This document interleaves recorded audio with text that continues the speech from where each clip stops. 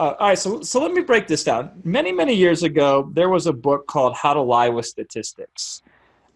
It's a super dated book, politically incorrect with its terminology and all that kind of stuff, right?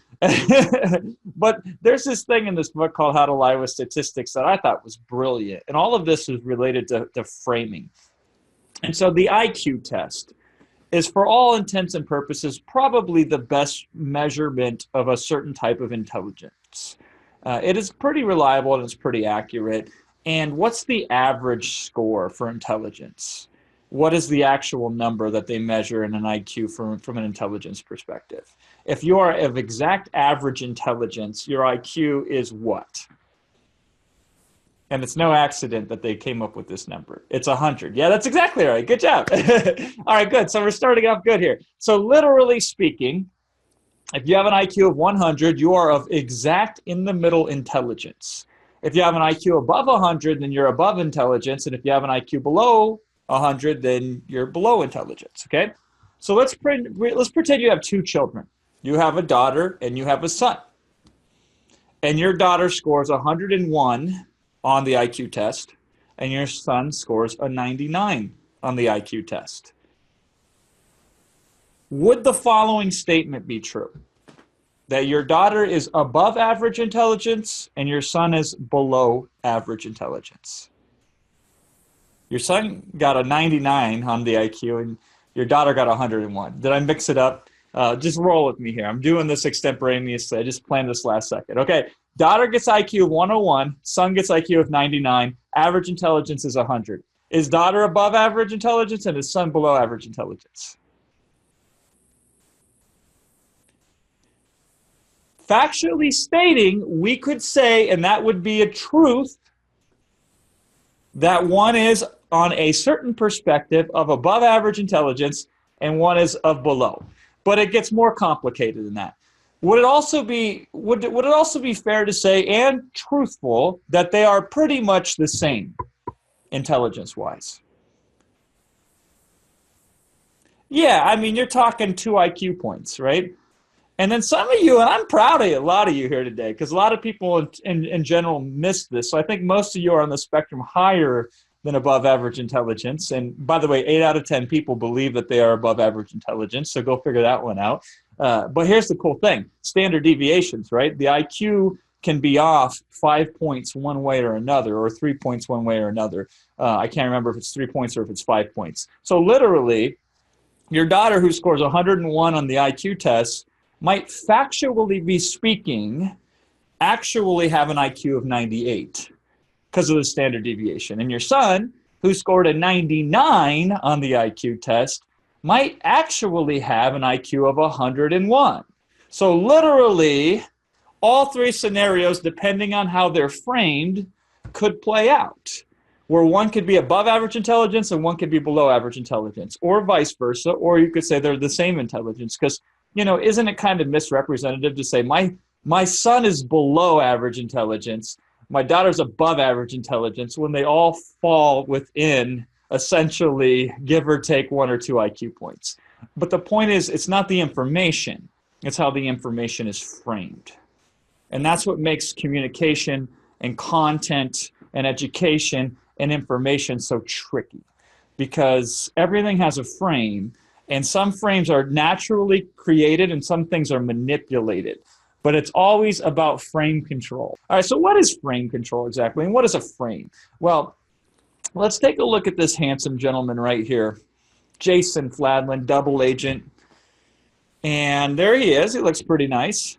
Looks like a good kid, right? And then if we actually literally put a frame around him, we could change the whole feeling and association. Aw, I bet you some of you thought, oh, that's cute, right? Here he is, here he is, here he is, here he is.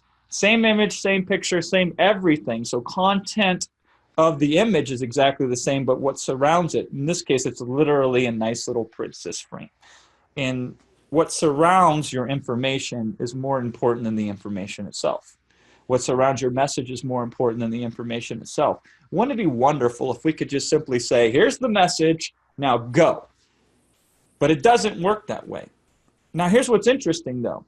So many people place so much emphasis. They place 80% of of the emphasis on the message, and they only place 20% of their emphasis on what surrounds the message. And that means that they are less effective at communication than they could be. Their message doesn't stick or have as much impact because they're focusing too much on the content and neglecting what surrounds the content. So key insight number one, what surrounds your message is more important than your message. Spend more time on what surrounds your message than your message, and you will have greater impact with your message. So that's the first key insight. Key insight number two, it's better to be different than it is to be better. What does that mean? It's better to be different than better. If everybody else is the same and you're different, you automatically stand out.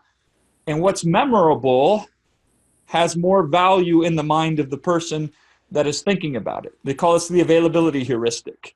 That which is easily recalled is placed of greater emphasis. Doesn't mean it's actually of greater emphasis, but simply because it's easier to recall. So do full moons make people more murderous? You ask a cop and they'll say, absolutely. People get crazy during full moons. Why? Because nobody remembers a quarter moon. No, a 3/4 moon is not memorable. So because they can remember more easily the full moon, they then recall more easily the crimes that are committed during the full moon than crimes that are not committed. Statistically speaking, there is really no difference. We do not act like werewolves during the full moon, but it's better to be different than it is to be better. So you do not want to take the frame that everybody else takes, which is the third key insight here. The obvious frame is often the wrong thing, because if it's obvious and that's what everybody defaults to, if you also default to it and don't consider an alternative frame, then you're going to be like everybody else, and it's better to be different than it is to be better. I say this is all fine and good, Jason. Now, most people don't even realize there's such a thing as frames, nor do they realize it can be influence, and nor do they have techniques, and that's what I want to teach you today. I have identified systematically 7 frames that we consider when doing a promotion, when doing a positioning for a brand or a company, or a messaging for a marketing campaign, big and small, the micro and the macro. How the content or the message is framed is of vital importance. So I've identified this, and I would like to share that here with you today. And these are the frames that we're going to be talking about. There's negative frames, there's positive frames, there's the softening of a frame, there's the preceding, the thing that happens before the message frame, there's the trailing, the thing that happens after the message frame, there's the side-by-side frame, which is my favorite, and it's the easiest, I think, for you to understand and use immediately in your business and your marketing and in your messaging, and then there's the emphasis frame. And we're going to deep dive, we're going to show actual real-world business examples, specifically in each one of these techniques, so you can walk away and consider your next message, your next marketing campaign, your next whatever, saying, all right, what's the best way to present this with the most impact, the most influence, the most persuasion, the most profoundness possible? So while everybody else is kind of stating the same thing the same way, I stand out. And as a result, I get more of whatever it is that I want.